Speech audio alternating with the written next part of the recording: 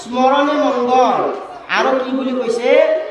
অন্তকালে যদি আমি হৰিক স্মৰণ কৰি যদি মৰবা পাৰোঁ তাৰ নিচিনা ভাগ্যৱন্ত পৃথিৱীত নাই বুলি কৈছে। এই নাৰায়ণ নামৰ শব্দ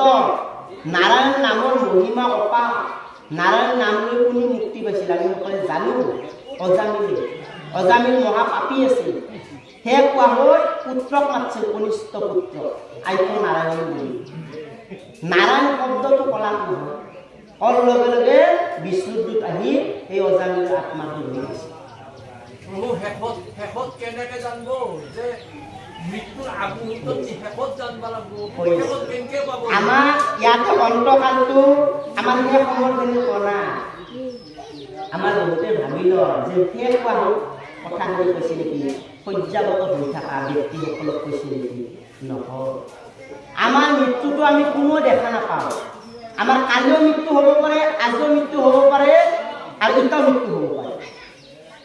আমি মৃত্যুটো আজিয়ে দেখা নাপাওঁ আজি হ'ব বুলি নক'লে